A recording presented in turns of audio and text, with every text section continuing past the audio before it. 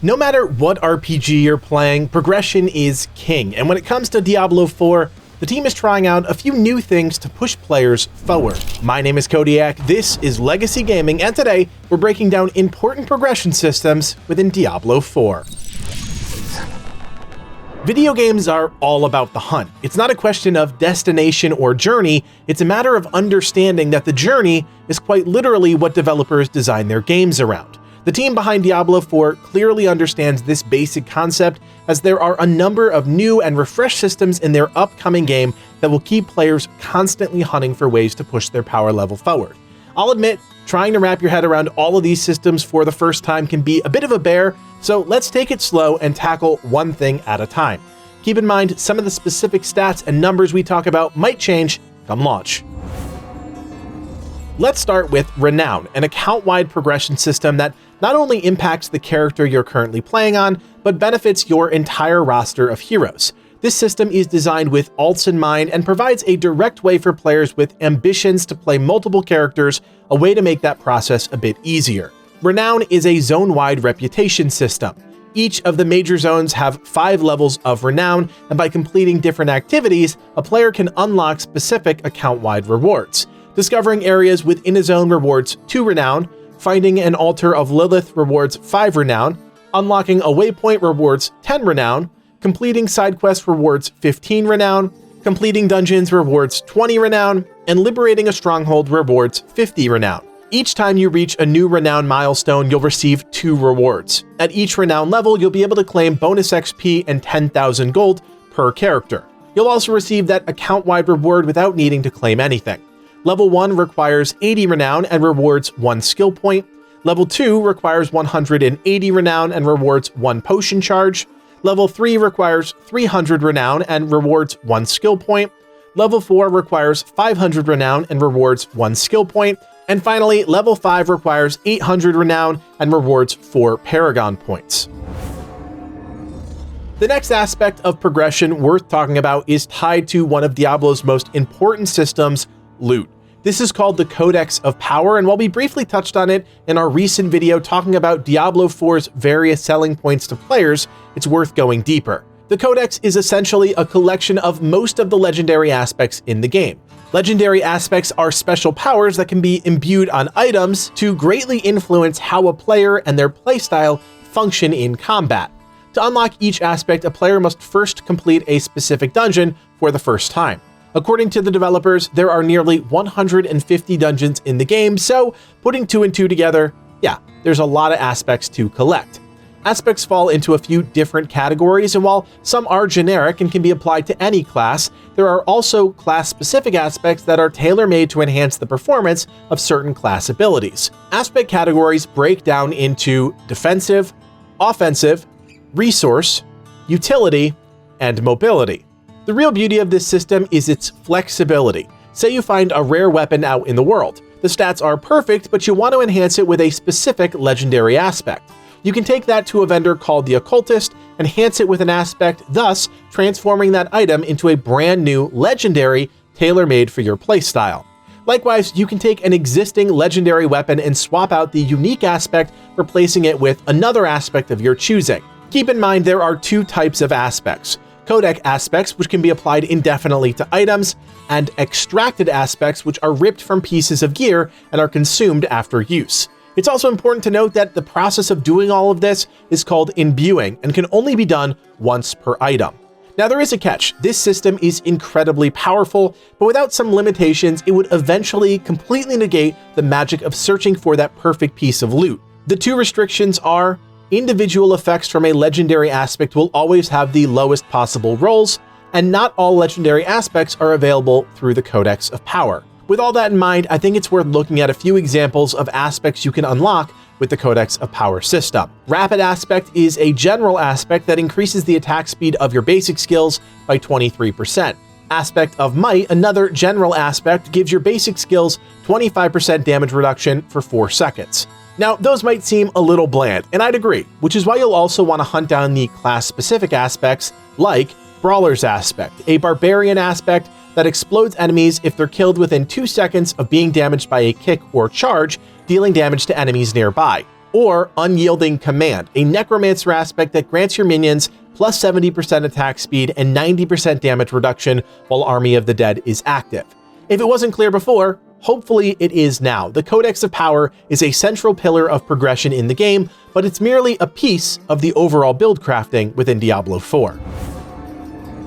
If we change gears a bit, there are two additional progression systems we need to break down. The first being skill trees. It's no secret that ARPGs are built on outfitting your hero with a wide array of skills that are then augmented, usually via a skill tree. In Diablo 4, this system has gone through a number of iterations since development started, but the team has seemingly landed on a traditional hub-and-spoke model. As players level up and also gain renown, they'll earn skill points and have the ability to place those points in their specific class tree. Players will gain a skill point up until level 50, at which point the Paragon system opens up. Add on to that the 15 skill points players can obtain by leveling up renown in each of the 5 major zones, and you're looking at a total of around 64 skill points. Keep in mind, this is all subject to change based on how the team awards points. The tree itself is rather easy to understand once you get a hold of a few basic tenets. The larger squares are your skills. By allocating a point in a skill, you're not only unlocking the ability, but also can further upgrade it by allocating additional points. Off of each skill is a series of smaller nodes, and these are direct improvements to the skill they're attached to. You'll notice that these smaller nodes branch into 2 paths. Players will have to choose which side of the upgrade path they want to go down, as they'll not be able to allocate points into every skill minor upgrade. Hopefully this means making those decisions and the upgrades in turn will provide substantial changes to the functionality of an ability, which should make build crafting a bit more unique. According to the developers, the skill tree will only be filled out about 30 to 40% by the time you have access to all of your skill points. To me, this is fantastic as it solves for one of the biggest issues in ARPGs, build diversity. And since Diablo 4 is putting so much stock in player progression via skills and the Paragon system, that means players will have more direct control over their playstyle, and it won't be completely dictated by items. It's worth pointing out that players can respec at any time either by tweaking individual nodes or refunding all points and starting over. There is a cost associated with changing around your skill tree, and according to one developer, at some point it'll be easier to re-level a character than continue to respec them. That's a bit concerning, but could just be an embellishment for dramatic effect. We'll just have to wait and see. Finally, there is the Paragon system, and this system further allows for that sense of individual experimentation when it comes to build crafting. If the skill tree was the foundation, the Paragon system is everything else, providing you with a primary way to keep furthering your power level. You won't be unlocking additional abilities with this system, rather amplifying the build you created with the skill tree and pushing it to its furthest possible limit. Once you reach level 50, the first Paragon Board opens up. From level 50 onward, you'll receive 1 Paragon point every 1/4 level, totaling 4 points per level. Starting at the center of the board, working outwards, you'll be able to place 1 point on the board so long as the tiles you're allocating points into are connected to that central tile. There are 4 types of tiles on a Paragon board. Common tiles give you a passive stat boost. Magic tiles provide a slightly better, more diverse bonus. Rare tiles are really transformative, influencing your build in a substantial way. These will always have some sort of stat prerequisite before becoming active. And then there are legendary tiles. There is 1 per board, and they're always located at the center of the board. As you might expect, these offer the best bonuses.